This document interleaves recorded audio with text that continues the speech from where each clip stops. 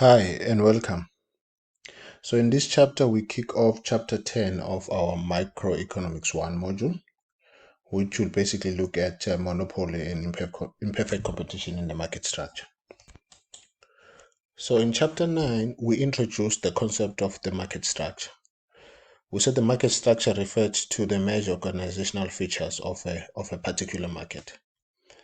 And we said there are certain features that would exist in different markets, some of which were the number and relative size of sellers and buyers, the degree of the production differentiation, the availability of information, and barriers to entry and exit, amongst others.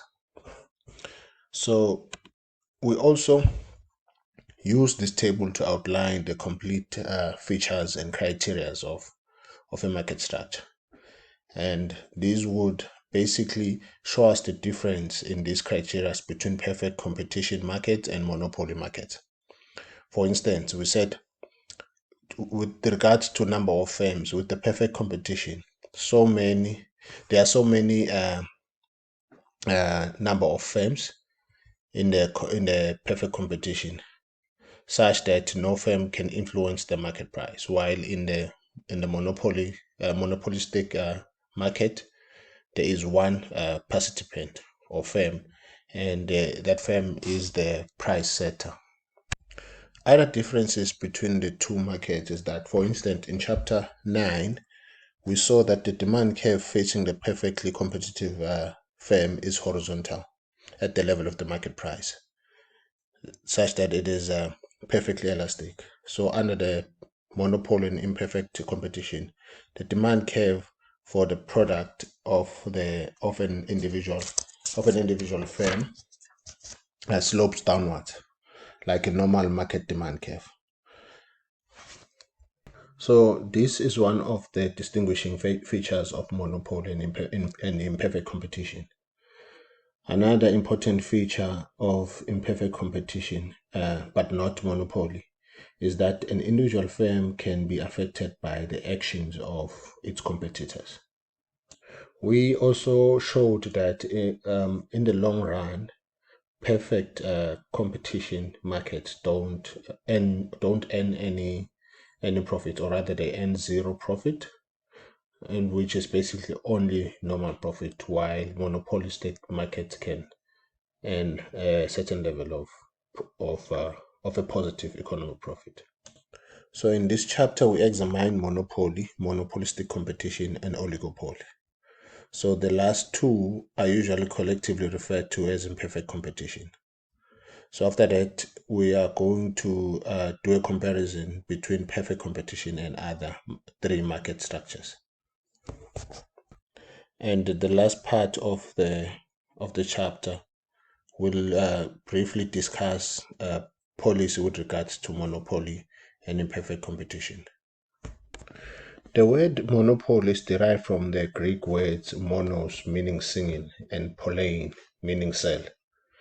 It's in its pure form, monopoly is a market structure in which there is only one seller of a good or service that has no close substitute. A further requirement is that the entry to the market should be completely blocked. So we call the single seller or firm a monopolist or monopolistic firm. So monopoly is the extreme end of perfect competition, or rather the opposite extreme to perfect competition in the spectrum of the market structure, where perfectly competitive industries consist of a large number of small firms, and the monopolistic industry consists of a single firm. So because the monopolistic industry consists of a single firm, this means that the demand for the product of the industry is also the demand for the product of a single firm. So the monopolistic firm faces a downward sloping demand curve and can fix the price at which it sells their product. In other words, it can choose the point along the demand curve at which it wants to operate.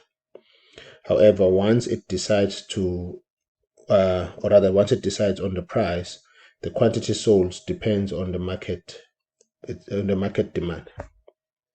That is, the quantity sold depends on the quantities that are demanded in the market. Okay, so a monopolistic cannot set its sales and its prices independently of each other. So this suggests that a monopolistic firm is always constrained by the demand for its product. However, this demand might be highly price elastic, thereby creating a scope for the monopolistic to exploit the consumers by reducing the quantity supplied. Okay, another thing we need to consider is that, contrary to what many people believe, pure monopoly is relatively rare, a rare occurrence. It's rare to find. So most monopolies are usually near monopolies, although there may be only one seller of a particular product in the market. That product may have a large substitute. For example, there's only one railway system in South Africa, but that system has to compete with other mode of transport like air, road, and sea transportation. Another thing that we need to bear in mind is that whether or not an industry or a market is classified as a monopoly depends entirely on how narrowly the industry or market is defined or can be defined. So there are global, national, regional, and local markets. A monopoly does not require that there be only one supplier of the good services in the whole country. A monopoly may pertain a specific market area, such as a suburb, town, city, a province, with transport costs often being an important determinant of the geographical size of the market. So it is important to outline or specify that even if there is only one firm in the market, this fact alone is not sufficient to label it as a pure monopolist. A single firm can be classified as a monopolist only if entry into the market is blocked. So, like perfect competition, there are very few real-life examples of monopolies. But like perfect competition, monopoly gives us a benchmark for the opposite extreme of the market. So now that we've outlined that the issue of barriers to entry is very important, it is then crucial that we explain the different barriers to entry that are available. So the first barrier is the natural monopoly. So this refers to cases such that one firm can supply the entire market at a lower price than two or more firms can. So when there is room for only one firm in the industry to produce a product efficiently, economists speak of a natural monopoly. So this is when the monopoly happens because of the efficiency of that particular firm and making it cheaper for that firm to supply the market and pushing other firms out from entering the market because of the price. The second one refers to the limited size of the market. So in actual fact, this is another natural barrier to entry. So this is particularly relevant in South Africa since the economy is relatively small and isolated geographically from international markets. So this type of barrier usually occurs in industries that require large capital expenditure. The third possible reason for monopoly is the exclusive ownership of raw material. The example most frequently cited in this regard is the De Beers Consolidation Mines, which owns or controls a number of diamonds mines and through its central selling organization largely controls the supply of diamonds on the world market. The fourth barrier to entry is issues of patents. A patent is the legal right granted to an inventor of their product, technique, or process that allows him or her to temporarily exclusively use the product, technique, or process patented. So this usually happens or rather takes a period of 20 years before allowing other people to use the technique or invention. So the fifth barrier is rather related to the patent bearer. So it talks of the issues of licensing. So licensing may be used to control entry into certain industries, occupations, or professions. So government may grant a license to one or a limited number of firms to supply a particular goods or service. In South Africa, for example, Vodacom, MTN were the only companies that were licensed to provide a cellular phone service when this was introduced in South Africa back in the 90s. So the sixth beta is the sole rights. So this is a sole right to particular products or services that can also be purchased by private firms. For example, back in 1995, the Australian tycoon Rupert Murdoch created a futur by purchasing the sole rights to telecast provincial and international rugby union matches in Australia, New Zealand, and South Africa from 1996 to 2005 for an amount of, I think, 550 million US dollars or so. So this deprived other sporting channels from providing the same service. So the seventh barrier to entry is the import restriction. So even if there is only one producer of a particular good or service in a country, that producer is often subjected to competition from foreign firms.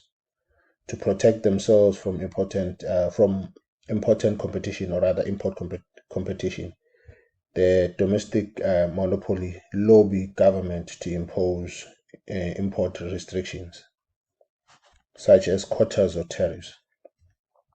So this is not surprising that import tariffs has been described as the mother of monopoly. So the eighth and last barrier to entry is the established firm can also create their own barriers to entry. So they do this by applying strategies aimed at discouraging new firms from entering the market or forcing them out once they have actually entered the market. So this can take many forms, including predatory pricing and maintaining excessive pricing. So predatory pricing refers to the situation where existing firms lower their prices to below the new entrance cost of the production, and thereby driving out the new entrants and discouraging future entry.